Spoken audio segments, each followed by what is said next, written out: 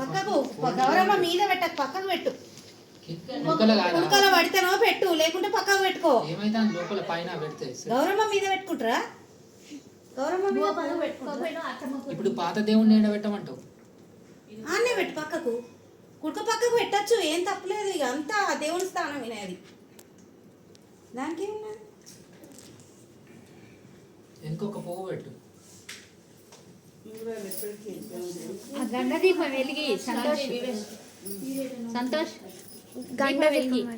దీపం వెలిగించి ఒక పువ్వు పెట్టి కుంకుమ పెట్టు. విఘ్నేశ్వరుది చదువు మొదలు.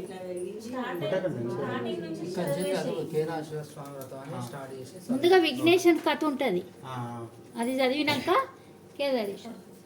ఆయురారోగ్య ప్రాప్తి, శివ సాయుధ్యం కొరకు. శుక్లాం వరదరం విష్ణుం శశివర్ణం చతుర్భుజం ప్రసన్నవదనం ధ్యాయే సర్వ విఘ్నో ప్రశాంతయే.